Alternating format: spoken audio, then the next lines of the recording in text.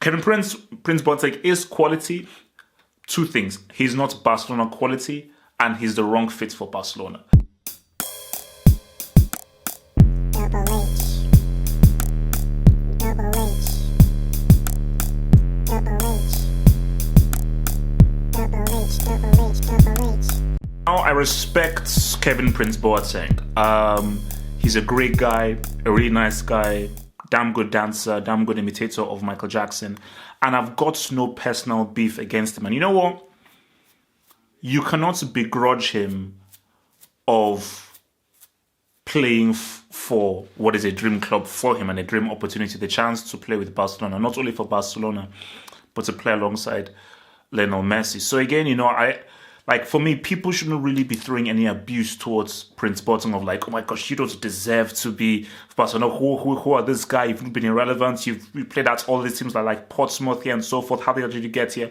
That's just harsh. Look, people wanted to buy him, and he's been bought, and there he is. So you can only have any beef towards him. Therefore, but the reality is this, and I think I've already seen enough. I think.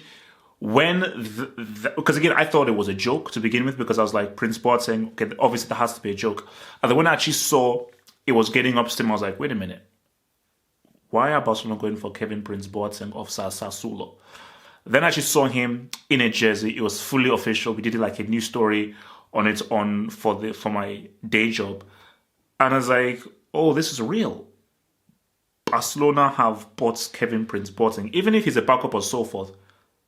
I was like, I don't think this works. I don't think he fits within the mindset and the way that Barcelona play. So I was thinking to myself, who greenlit this? Who greenlit this? I mean, who? Because watching him play, 100% he doesn't work for this team. 100%. Because he has, as a striker, because obviously he's played as a striker, he's played as a attacking midfielder, a wide man, but he's obviously the striker here.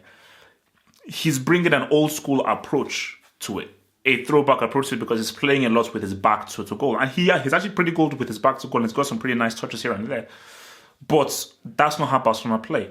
I think Barcelona need from their frontman to be nice on the ball and play straight, run onto through balls, take the ball, hold onto the ball, and turn with the ball. Make quick touches, move. But they need their frontman to be able to carry the ball. That's the key thing. They need to be able to carry the ball. Playing with your back to goal almost as a target man, I don't think is the Barcelona way. So as I was watching it, and I was seeing them get balls to him, and what he was doing with the balls to him, I was like, this isn't working. This can't work. I don't see how this is a long-term solution for anything. So my question is this, because someone greenlit this. I don't think we should just rush first to Valverde, because this is 2019 now. We now know that managers do not have all full-on control over transfers and everything. So if it's not Valverde, someone from the Barcelona hierarchy or someone has sanctioned this deal and forced this deal to go through, because this is insane. I mean, obviously, because 100% Barcelona need support. They need much more of a squad. I think they definitely need the Cannibal Suarez, Messi, and so forth to rest. But you have to replace quality with quality. It's not just getting back for the sake of getting back. You have to replace quality with quality. Kevin Prince Boateng is quality. Two things: he's not Barcelona quality, and he's the wrong fit for Barcelona. You see, something like this.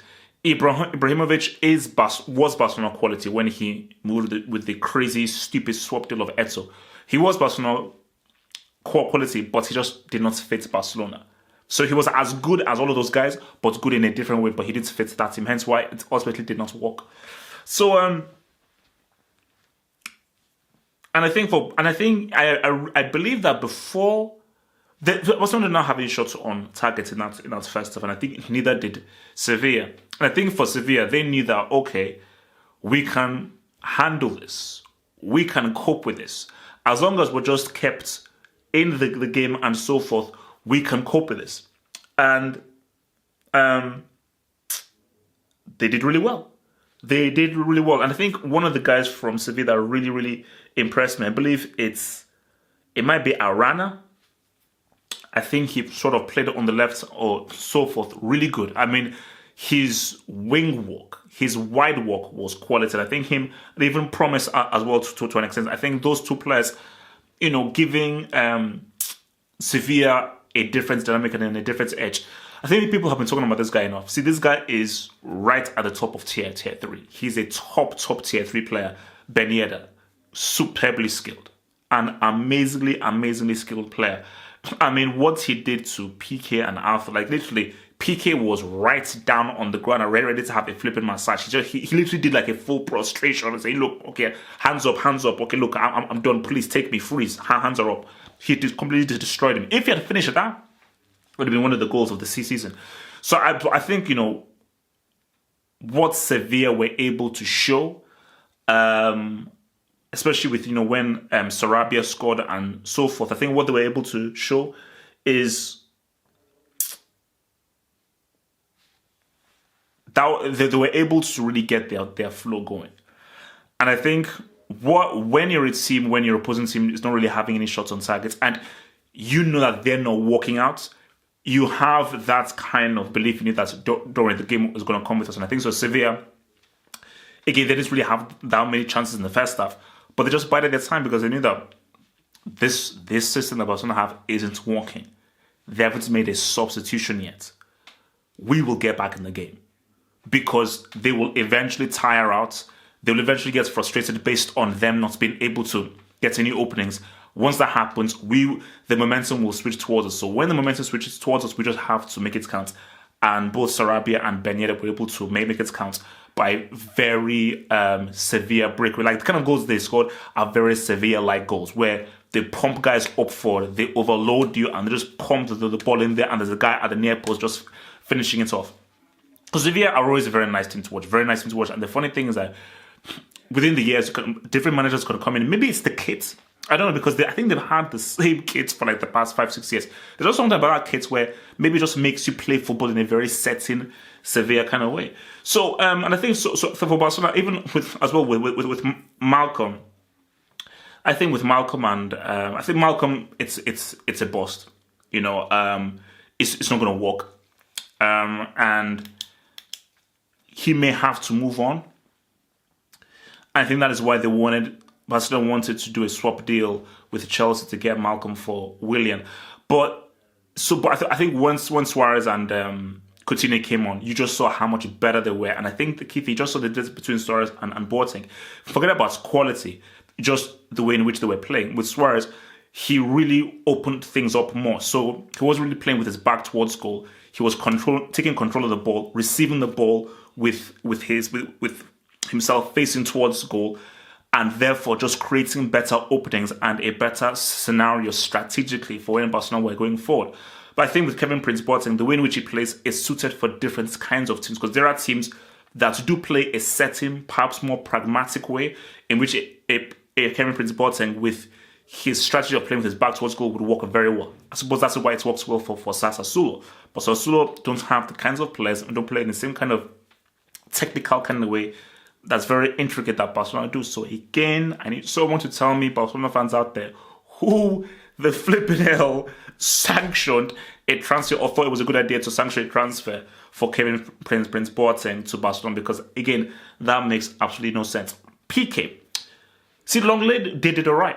He did all right, and I think, for me, he may be teetering on to being tier 3 right now.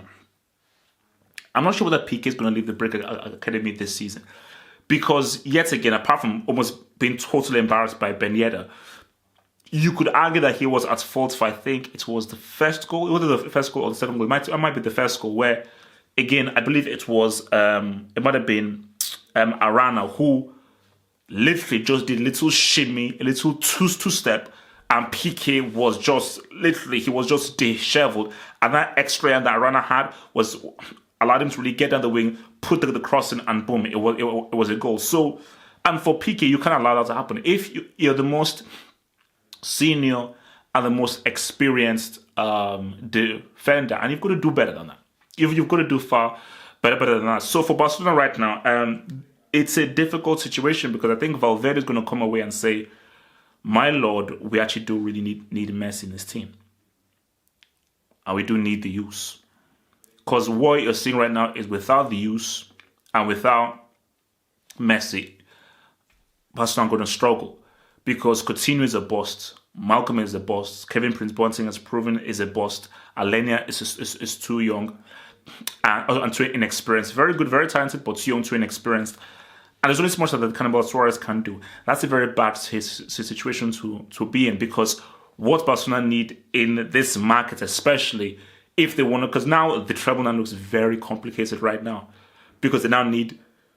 We'll get to that, but in this window, for a team that's definitely trying to go for the Champions League and really aiming to get a treble, you need to get quality.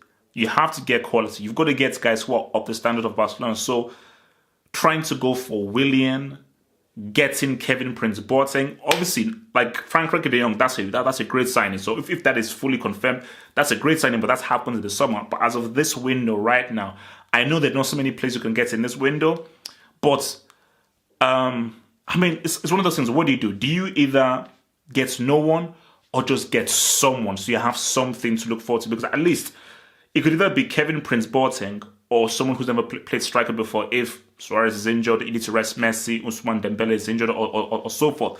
So I suppose it's one of those things of maybe this is the only person available for them to get to the markets who could play a striker's position. Because again, you don't want to play a guy who hasn't played there before, which would be even much more difficult. But again, I don't know, man.